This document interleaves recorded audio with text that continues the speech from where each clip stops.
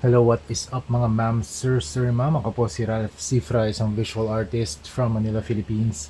And today, nakatapos na naman tayo ng isang project na Roman Key, big guy, black skin na action figure. This is a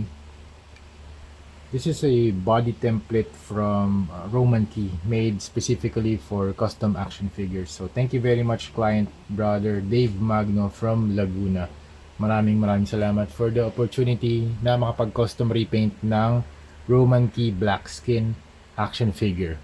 Yan. Meron na rin ako review nito sa channel natin. So this is the UMS 003 na variant. 112 action figure custom 112 action figure. Okay, marami siyang accessories. Ang dami niya accessories mga ma'am sir. 1, 2, 3, 4, 5, 6, 7, 8, 9, 10, 11, 12, 13, 14. 14 na hands. And meron ding apat na shoes. Tapos dalawang gloves. Okay, dalawang gloves. And I think you included dito ilang head sculpts ba? Dalawang head sculpts. Ay, ito nga lang ata. Itong head sculpt na to. Tapos nag 3D print si client ng 1, 2, ay kasama rin pala to. Ito yung kasamang head sculpts yan. Dalawa.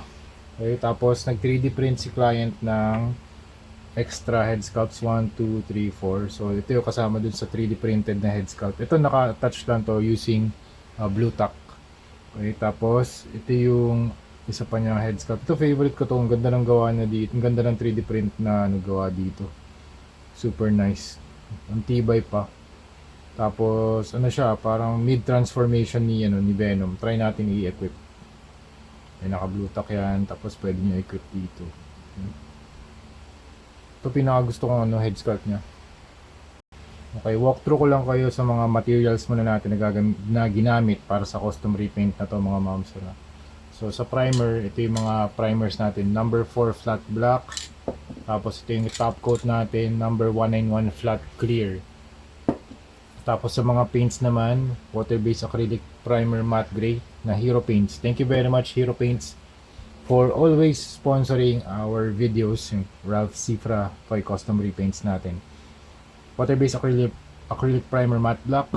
We also have water-based acrylic primer matte white.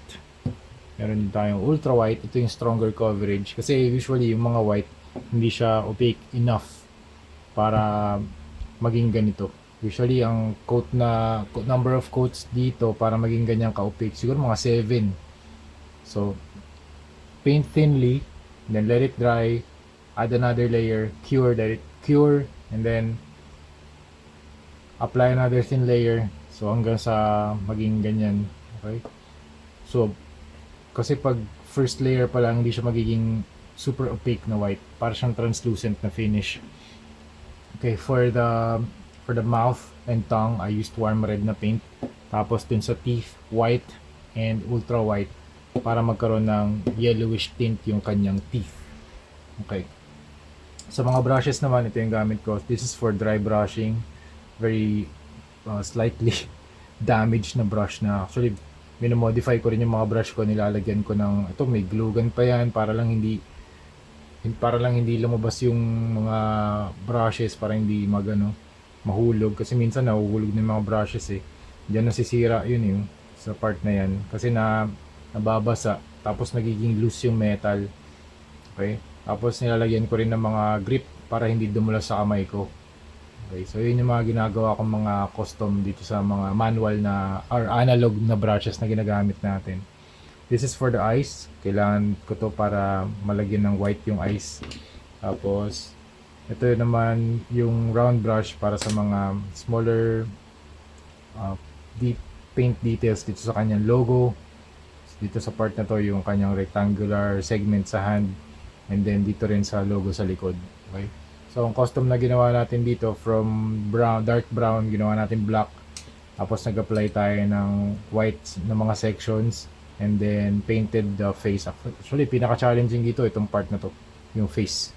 Kasi hindi talaga ako nagpe-paint ng eyeballs. Sabi ko, tatanggapin ko tong project na to kapag yung eyeball niya white lang. Kasi hindi talaga ako makapag-paint ng eyeball, sobrang liit na niya. Sobrang liit na ng mga eyeballs, tsaka sobrang hirap nun. Hindi ko ma-center yung pinaka-eyeball na yun. So, it's either magiging full black yung mata niya o kaya full white. So ngayon, it's white. And okay na ako dito sa ganyang finish. And sinend ko rin kay client yan na sabi ko, okay, pag white yung mata, pwede kong pintahan yan. Pero pag may eyeball, I will pass muna ako sa mga ganun. Okay, sa proseso natin, ang primer natin ito, number 4 flat black. So yun yung first process. Pangalawa, importante pala sa pagpa-prime ay apply thinly. Tapos, let it cure. Siguro mga 8 to 12 hours. Let it cure para ma-absorb mismo ng plastic yung paint. After nun, isa pa ulit, apply thinly. Kung gusto nyo 3 coats, pwede. Manipis. Okay? Tapos, after nun, nag-dry brush tayo ng very dark gray. Okay? Combination itong dalawa para magkaroon ng konting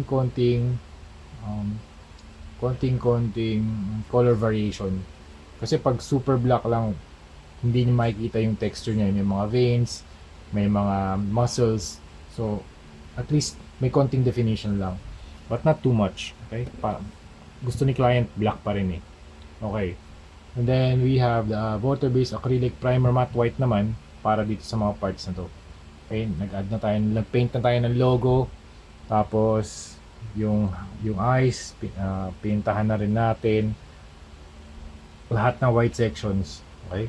Tapos, ang technique para ma-achieve tong white na ganito is to paint thinly, then cure, paint thinly, cure, repeat 7 times para maging ganito yung finish niya. Okay? Something like that. Kasi sa first pass ng white, hindi siya talaga magiging super opaque. Okay? Tapos sa mouth naman, ito yung ginamit natin, warm red. Tapos dun sa teeth ay basic skin tone at saka to white. Para lang magkaroon ng yellowish tint. Alright. Ano pong ginawa ko dito? Ayun. After nun, top coat na. Kailangan na natin protektahan yung paint job na ginawa natin. Actually, ano to mga ma'am sir, articulated. Okay, articulated na figure to. Okay. Okay. Articulated yan, ikot lang natin. Okay, so yan, magro-rotate naman yan. Sa disclaimer nga pala, since this is a custom repainted na action figure, let's be very careful sa pag-articulate, pag-rotate ng mga parts kasi any type of friction na i-apply nyo dito, syempre merong probability or may chance na magkaroon ng paint chip or paint scratches. Pero dito sa part naman na to, wala naman ako nakikitang point of friction aside from dito sa part na to. Ito. Yan, pag ginalaw mo tong knees, hips, itong part na to. Since ito soft material to hindi ko lang alam kung in time baka magkaroon to ng paint chips. Pero sana hindi naman kasi protected naman to, cured, and nag-apply tayo ng primer. Okay, ayan. Okay. Sine-check ko lang din Pero hindi ko tinotodo. Dahan-dahan lang din ako sa paggalaw. Ayan. May mga space naman yun eh. May mga space naman. Ayan, client, Sir Dave. Dahan-dahan lang tayo sa paggalaw. Ayan, kahit dito. Ayan.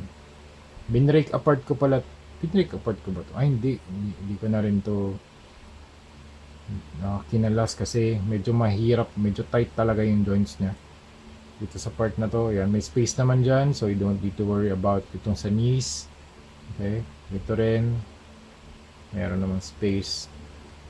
Alright, so yun ang ating mga concerns sa pag-aalaga ng mga ganitong klaseng mga action figure na custom repaint. Okay? So yun lang mga ma'am, sir, that's it. And if you open tayo sa mga commissions na ganito, always open tayo for the commissions. Alright, send lang kayo ng DM sa akin sa Facebook, Crane Cifra, sa YouTube, Ralph Cifra, sa Instagram, meron din ako, Ralph Cifra, tas 2 underscore. Maraming salamat. Thank you very much for watching. Sir Dave, tapos na yung project natin. Magsisend na lang ako ng invoice, okay? Hopefully, tomorrow, makita mo na yung mga pictures and videos, and that's it. We're done. Next project na tayo, okay? Let's go! Thank you very much for watching and see you sa next video. Bye-bye!